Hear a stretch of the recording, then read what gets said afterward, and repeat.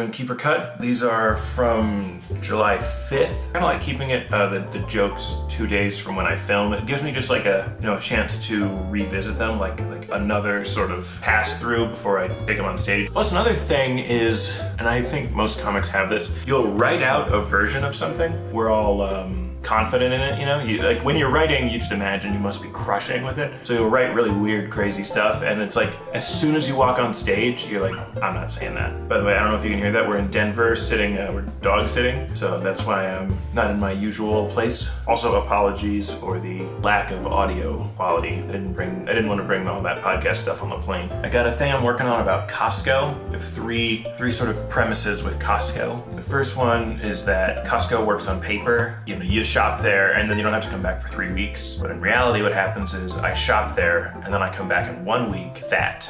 Some line that's like, they say it's shopping in bulk, and I realized I was the bulk. I was in bulk, fat.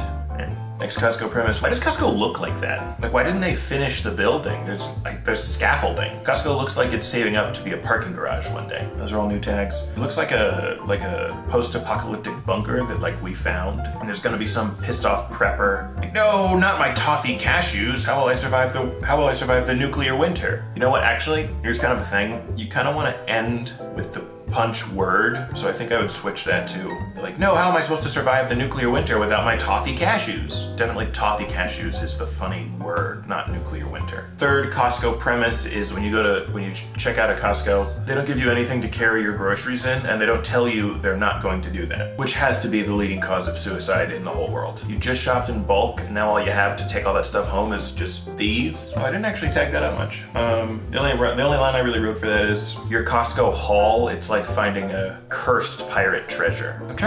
Is there an example of a thing, looking for an analogy here, right? Your Costco stuff, it's all really valuable, but you can't get it home. It's all stuff you want, but in the context that you have it, it's bad. Now you're just stuck with all this shit. Is there anything like that you can think of? Someone gave you a bunch of gold bars while you're trying to swim. I mean, that's terrible, but that kind of thing. I feel like there are some known examples. Anyway, that's what I'm looking for here. I don't have it. Let me know in the comments. This is just gonna be kind of a rambly, disorganized thing, but that's how writing actually is, I think. But anyway, this is just a dumb little tag I have for a totally other joke, but I'm not gonna talk about it much. But I have this other joke where the premise is, if suicide's not funny, how come some people do it in the bathtub with a toaster? And then the whole bit is literally I just break down the elements.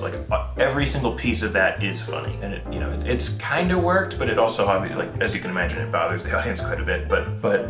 So anyway, the line I wrote for it was that bathtub toaster, that's how Wile E. Coyote would kill himself. I had a pet tortoise for 20 years. They put down my pet tortoise, and then usually the audience goes oh, so I react to that by being is it sad having a pet tortoise? It's like having a pet sandwich. My tortoise was actually the same size as a double whopper with just as much piss.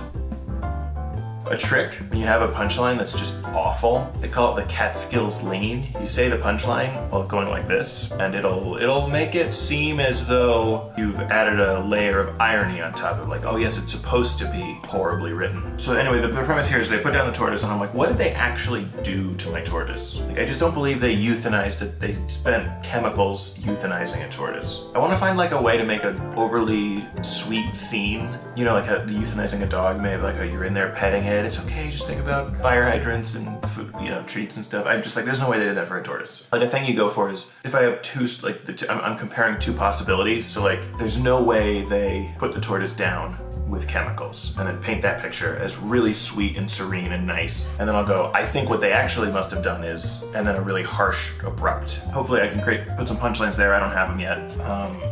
Anyway, so what I do, I go, I think they just left him on the roof of their car. Act like they forgot, it was a latte they put up there. When they slam on the brakes, oh no, tortoise in the road, how did that get there? Oh boy. Okay, and then here's the new stuff. It's dumb. Or they just continue using plastic straws. Somehow all plastic straws wind up in turtles' noses. I think they're Coke fiends or something, those turtles. Where it's not actually the straws that kill the turtles, it's the fentanyl. I bet if I say that sad, it's the fentanyl. That's kind of funny. When you're a kid, everybody meets one, you're around middle school, grade school, you'll meet a kid who's a pathological liar. I feel like everybody meets their first one. His thing was, none of us had our first kiss yet, and he said that he had at the mall. All this crazy shit was always happening to him at the mall. He made the mall sound like it was Tijuana for 6th graders. I don't have it yet, but basically if you just imagine drawing a Venn diagram of things that happen in Tijuana and then things middle schoolers like and put them together. That would be the tags there. But also I found you gotta be careful about making that too, pedophile, like middle school prostitutes it just adds another element that I don't want the audience to have to think about. Oh, but the new tag I wrote about, we hadn't had our first kiss yet. I'd go, well, at least I hadn't on the mouth yet, if you know what I mean. I got kissed on the forehead by my dad after a particularly stellar day on the soccer field. Tried it once, it did okay. It's probably worth, if I get the rhythm of it, it'll probably hit. You ever singing the happy birthday song? As you're going, you're like, we kind of sound great. So you're just like, maybe we can get something going. This happy birthday fades out to you. You're just like, carry on my wayward son. No? Okay, sorry. I don't know if that makes any sense, but just a quick little dumb one. I'm trying to, in this hour, I want to punctuate actual chunks that have a point to them, let's say hitting kids I talk about for 4 minutes. That's making almost an argument. And then I want to punctuate, switch to just dumb, here is a joke. And then back to longer things. I think that juxtaposition is kind of fun. But it's all about surprise, right? You're trying to jokes are surprises, they're subverting expectations. So if I establish that the way my jokes work is they're long kind of pieces, then the fact of a short joke that's really silly and stupid itself subverts the expectation, right? Does that make sense? I think that makes sense. I have a thing about Christians versus Catholics, but the Christians are much more they have much more of a familiar relationship with God. They talk about God like he's their buddy. Yeah, me and God were watching the football game the other day. God's actually the drummer in my band. And I'm like, what? Yeah, sometimes I think God's going a little fast, but if you think Jesus is rushing, maybe you're the one who's dragging. Maybe it's actually you who's dragging. Dumb. Okay, and then I had a couple more tags about my ass, my big juicy middle school ass. That my mom used to make fun of my ass. My mom would make fun of the bouncy castle I was dragging around behind me. This really happened. She would go, Nick, come over here, I need to set my coffee down somewhere. Bring your ass over here. Or I didn't say ass, but I go, Mom, it's not funny. I have complicated sexual feelings about my own ass. This is no time for jokes. Oh wait, actually before that, she go, Nick, bring your ass over here, I need to put my coffee down. Go, let me guess, you want to put I need somewhere to put my coffee. I'm like, oh, let me guess, you also want to put out cigarettes on my butt cheeks? She's like, what? And I'm like, leave me alone, Mom. I'm having complicated sexual feelings about my own ass. This is no time for jokes. And I think that's it for today. That's been the third installment of Keep or Cut. Thanks so much for watching. Leave a comment. Let me know what you think. Did you like any of these bits? Do you have any angles, tags, any questions? If you're writing a joke, what's your joke about? Whatever. Just comment. Good for the algorithm. It does help me out. Thanks so much. Bye-bye.